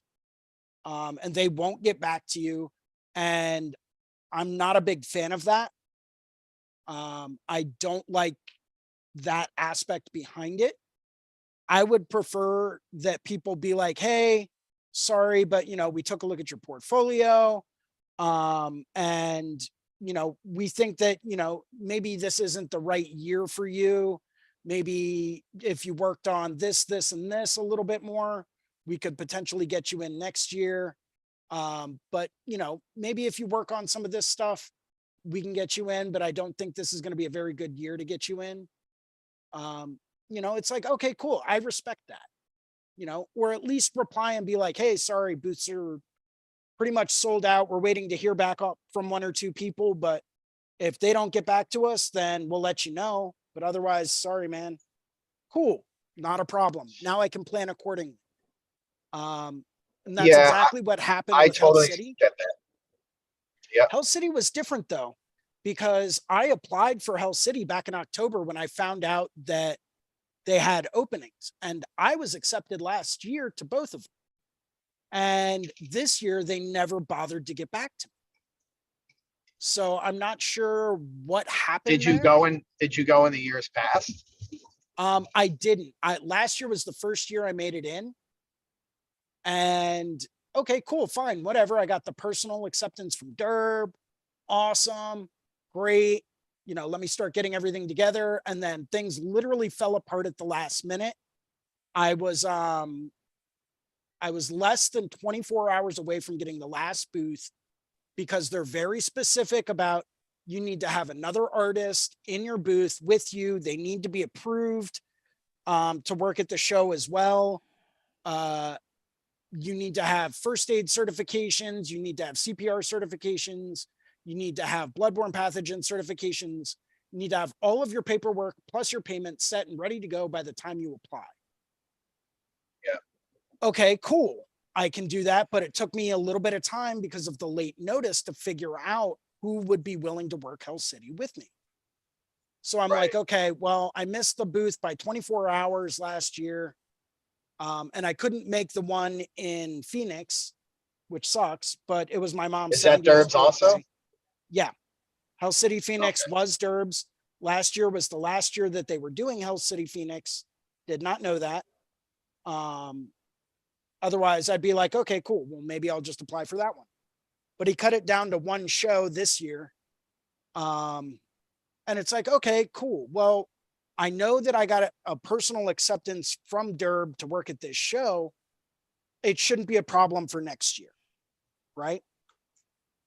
So I'm thinking, all right, well, I already applied last year. I already got the acceptance last year. This year should be a shoo-in, should be fine, right? Because I'm already on the whatever acceptance list, I thought. And they literally never got back to me. So I was like, well, what's going on? And I sent a follow-up email, just letting them know, like, hey, listen, if I do get in, like, let me know so I can plan accordingly. No response. Don't really know what happened. Don't really know if someone dropped the ball. Derb doesn't really know what happened, but I never got the call back. So, and by that point in time, it was too late. And I was like, all right, well, I mean, if you guys don't want me to work at it, that's cool. I'll make other plans. So we'll see what happens next year. Right. Maybe it'll go through next year. Maybe someone's not going to drop the ball next year, but you never know. But that's the thing. It's like, I would rather you tell me so that I know and I can plan accordingly for the following year. Yeah. But if you're not going to get back to me at all, it's like, why am I even going to bother to apply? Yeah. You know, and that just kind of put a bad taste in my mouth. How far of a drive is that? From where I live, about 8 hours. So it's not bad. No, it's not bad. shit, I drive every other weekend. I'm between 4 and 5 hours. One in one direction. Yeah, I drove out 8 to hours. Bloomington, Illinois, to go and visit my friend Ricardo and head down to Oh, hyperspace before. That was 12 hours. And then another 3 hours south. Is that where? So it's 12 hours the guy shot from Philly. If I drove directly, it'd probably be 13. But I always drive out to Bloomington first, meet up with Ricardo, and then head down with him. Is that where he lives, in Bloomington, Illinois? Yeah, Ricardo lives in Bloomington, Illinois, Bloomington Normal. So I would drive out to meet him, and then we would drive south together. Oh, nice. If I were to drive directly, it'd probably be 13, maybe 14 hours to do a straight shot. Yeah. But if that was the case, I could probably call my friend Jake, who lives in Memphis, because I'd be driving through Memphis, and I'd probably just crash the night at his place and then continue on the next day. You have to drive through Tennessee to get there. But my geography is so terrible. So Memphis is 2 hours away from where Guy lives. He lives in Southern Illinois. Okay. So it's kind of at a weird spot. But yeah, I probably would take a little bit of a detour just so that I could take a nap. Yeah. So switch gears a little bit, talking about color and longevity and stuff like that. Did you guys see that? Well, two things. One, I got some of the inks from the Revolution inks. I tried those out. Nico.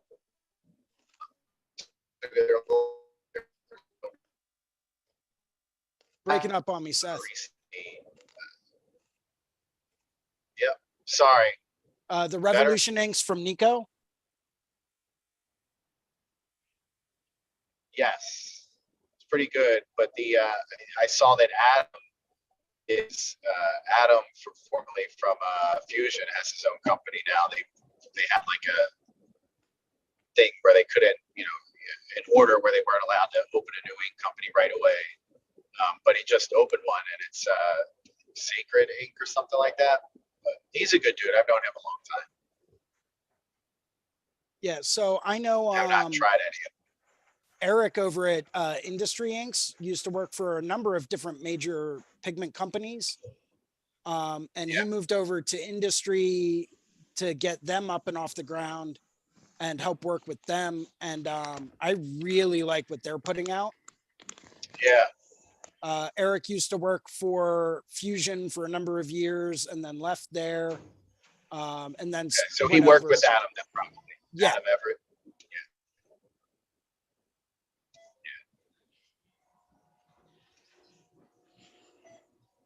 Yeah, for the longest time, I was trying to convince Guy to put out his own like set or company or whatever, but because I thought that'd be pretty cool. Yeah, I don't know that he's ever even really been like sponsored by somebody. Yeah. I mean, he's got a number of different sponsorships. If he wants them, all he has to do is like hit up one or two people and be like, "Yo, send me some free stuff." Yeah, but he's never had like you can get like an artist has their own signature series from a company. I've never known him to have anything like that. It's just interesting because he's so involved. There's part of a reason behind that, but I mean, it's kind of a personal reason that's not really for me to divulge. Okay. But part of it has to do with like the way he sees color. Oh yeah. I'm familiar. So, yep. Right on. So it's like, yeah, that might be a deterrent, I get that totally. Yep.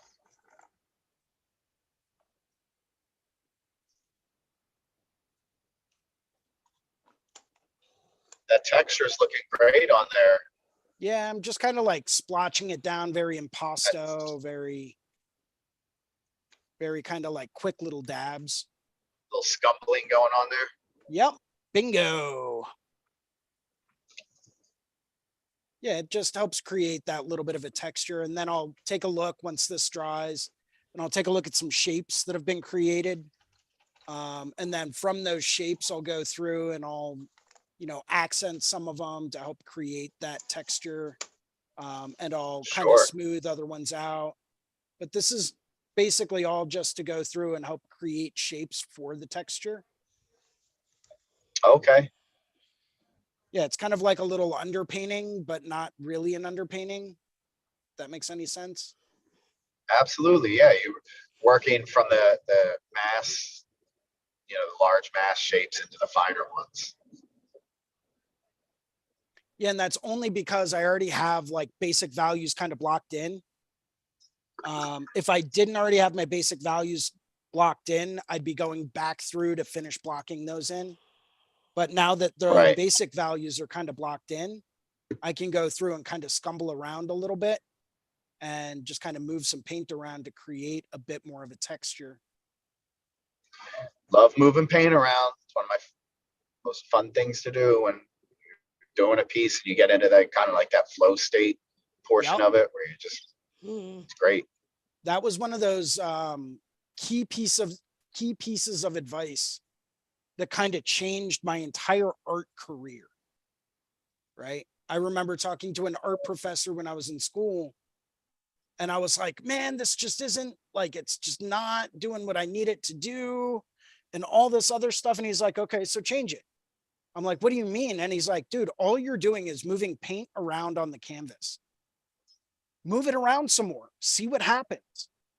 And I was like, it was like a light bulb went off, and I was like, oh, epiphany moment. Right on. Well, homie, I think I got to sign off here. It's traffic starting to get a little thick up here in Connecticut. Yeah, not a problem, man. We're probably not going to be on for too much longer. It's about that time anyway. So, okay. Why don't you go ahead and give us a quick sign off? Yeah, you got it, man. My name is Seth Mushrush. You can follow me on Instagram at Seth Mushrush, spelled exactly how it sounds. I have a website, SethMushrushArt.com. And you can find me tattooing at Baker Street Tattoo in Media, PA, and also at the Gallery Tattoo Studio in Concord, Massachusetts, a couple of days a month. Love being on here, Jason. As always, great conversation, and congrats on 100, bro. I'm gonna have to send you like a bottle of champagne or something. It's lovely. I've got plenty of champagne here already, man. Yeah. No worries about that. Well, I appreciate it, man. You guys have a great one, and I look forward to this conversation every week. So I will talk to you soon. Sounds great, man. Thanks for jumping in today. Thanks, guys. Bye. Take Get care. well soon, Amber. Thanks, Seth. See you soon. Cool. Amber, why don't you go ahead and give us a quick little sign off? Okay, I'm Amber Morgaine from Mays Landing, New Jersey. You can find me at Luxury Tattoo in Egg Harbor City, New Jersey, and on all social media platforms under Amber Morgaine. Excellent. Excellent. Thank you very much, as always, for jumping in today. Always appreciate it. Thanks you for letting me jump in. I needed the practice. I've been rusty all week. Anytime. Anytime. And Kyle, we'll switch over to you. Go ahead and give us a quick sign off. We can't hear you because you have been muted. There it is.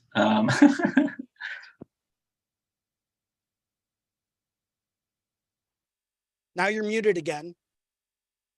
There we go. All right, cool. Press the button. Let's learn how to do technology. My name is Kyle Olson. I currently tattoo out of Trinity Art Collective in Tucson, Arizona. You can get a hold of me on Instagram at Olson_tattoos. That's OLSON. And yeah, thanks for having me on for your 100th episode. Jason. It's super awesome. It's been my absolute pleasure, man. And yeah, hit me up. Let me know whenever you are interested in talking about getting some of those prints made, man. They'd be absolutely sick. Okay, yeah. Like once I hop off here, I'll email them or just DM. Like, how do you want? Send me a DM. We'll talk about, size, quantity, pricing, stuff like that. Perfect. Perfect. And then I'll shoot you my printmaking email. Send me the images, and we'll take it from there. Sounds great. I will hit you up right after this. Excellent. Sounds good. All right. Thank you, Jason. Anytime. And I will go through. Let me see if I can do this.